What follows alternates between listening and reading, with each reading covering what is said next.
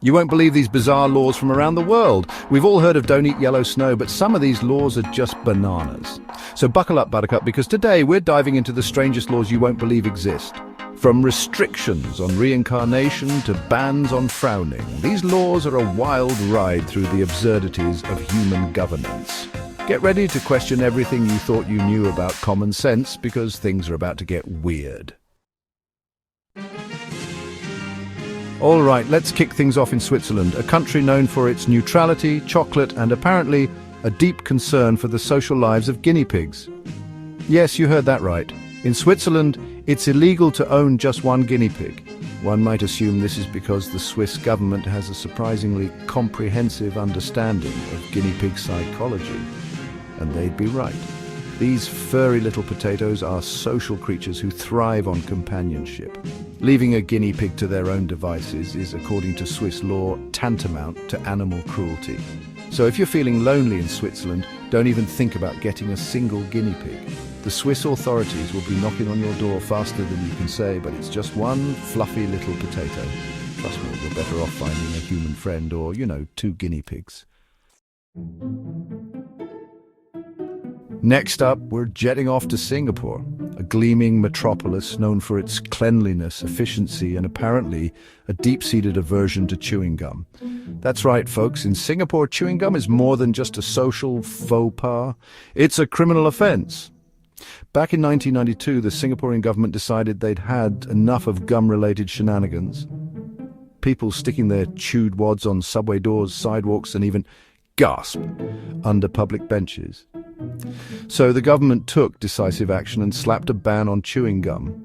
And I'm not talking about a slap on the wrist. I'm talking about a full-blown, if we catch you with that bubble gum, you're facing a hefty fine or even jail time kind of slap. Let's hop over to Greece, the land of ancient history, mythology, and apparently a deep respect for the structural integrity of historical sites. You see, in Greece, rocking a pair of stilettos while strolling through ancient ruins is a big no-no. Those ancient stones have withstood the test of time, but they might not survive an onslaught of sharp heels. Can you imagine the headlines? Parthenon crumbles under the weight of fashion. Acropolis reduced to rubble by runaway stiletto. So, if you're planning a trip to Greece and fancy yourself a bit of a fashionista, pack your sandals, sneakers, or even those toe shoes if you must. Just leave the stilettos at home. Unless, of course, you're planning on reenacting scenes from my big fat Greek wedding in the privacy of your own hotel room. Hold on to your hats, folks, because we're about to delve into the bureaucratic side of the afterlife. That's right, in China, reincarnating isn't just a matter of karma and cosmic energy. Since 2007, Buddhist monks in China have been required to obtain permission from the government before they can shuffle off this mortal coil and return in a new, hopefully less bureaucratic form. Now you might be thinking, wait, what? How do you even begin to regulate reincarnation? Well, it seems the Chinese government is primarily concerned with the reincarnation of high-ranking lamas. By requiring these lamas to get government approval for their next life, the Chinese government aims to maintain control over religious appointments. Our next stop takes us to Sri Lanka, a beautiful island nation known for its stunning beaches, ancient temples, and apparently a strong stance against disrespectful selfies. That's right, folks, in Sri Lanka, snapping a selfie with your back to a Buddha statue is a surefire way to land yourself in hot water. It might seem like a harmless act, but in Sri Lankan culture, turning your back on Buddha is considered highly disrespectful. So, if you're visiting Sri Lanka and feeling the urge to document your travels with a selfie, be mindful of your surroundings. Admire the Buddha statues by all means, but keep your back to yourself, or better yet, why not ask a friendly local to take a photo of you posing respectfully beside the statue? Let's head back to Switzerland, where the sound of a flushing toilet after 10 p.m. is about as welcome as a yodeler in a library. That's right, folks, in some Swiss apartments, late-night toilet flushing is considered an act of noise pollution so egregious it could warrant a visit from the noise police.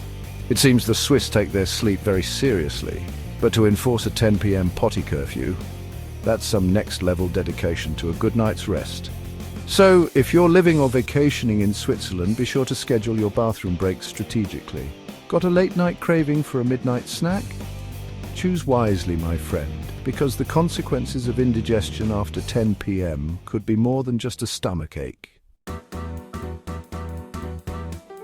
Get ready to grin and bear it as we travel to Milan, Italy, where frowning isn't just a sign of bad mood, it's practically illegal. That's right, in Milan there's a legal requirement to smile at all times, except in a few very specific situations.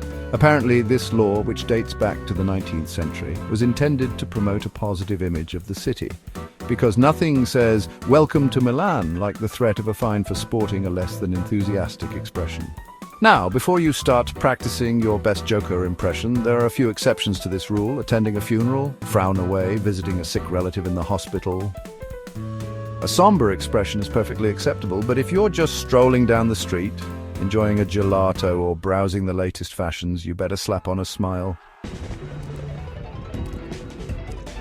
Hold on to your honeypots, because we're about to enter a world where Winnie the Pooh is persona non grata.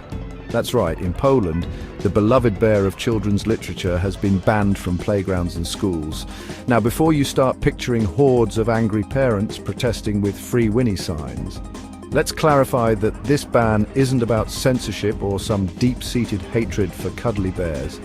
It all comes down to Winnie's choice of attire, or lack thereof. You see, in Poland, there's a strict policy against nudity in public spaces, especially those frequented by children. And Winnie the Pooh, with his penchant for wandering around in nothing but a red shirt, apparently crossed the line.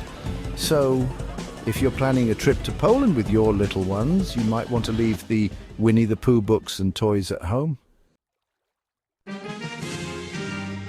Hold on to your breadcrumbs, folks, because we're heading to Venice, a city where feeding the pigeons can land you in hotter water than a gondola stuck in low tide. That's right, in Venice, tossing a few crumbs to our fine, feathered friends is a big no-no. It seems those seemingly harmless pigeons are a menace to Venice's historic buildings and monuments. Their droppings, which are about as acidic as battery acid, okay, maybe not that acidic, but still pretty bad, can erode stonework and damage delicate surfaces. So, if you're visiting Venice and feeling a pang of sympathy for those beady-eyed birds, resist the urge to share your snacks. Instead, why not donate that money to a local organization dedicated to preserving Venice's architectural treasures? And finally, let's wrap things up in the United Kingdom, where dying in the Houses of Parliament is, believe it or not, illegal. Yes, you heard that right. In the UK, kicking the bucket in the halls of government is a big no-no. Now, before you start imagining a scenario where someone's last words are, "I'm dying to see Parliament," and then promptly keels over, let's clarify that this law isn't about preventing dramatic death scenes. It all boils down to a quirk of history and tradition. You see, the Palace of Westminster, which houses the Houses of Parliament, is considered a royal palace. And according to a centuries-old law, anyone who dies in a royal palace is entitled to a state funeral. So if you happen to be visiting Parliament and feeling a bit under the weather, maybe step outside for some fresh air. Or, just try to hold on until you're safely back at your hotel. Well, there you have it, folks. 10 of the strangest laws from around the globe, from guinea pig companionship regulations to reincarnation applications. These laws prove that truth is often stranger than fiction, and that sometimes the line between common sense and utter absurdity is thinner than a Venetian gondola pole. Which of these laws surprised you the most? Let us know in the comments below. And if you enjoyed this wild ride through the world's weirdest legislation, don't forget to like this video, share it with your friends, and subscribe for more fascinating content. Thanks for watching, and remember, next time you think your local laws are a bit much, just be grateful you don't have to worry about accidentally turning your back on a Buddha statue or explaining to the Swiss authorities why your guinea pig needs a roommate.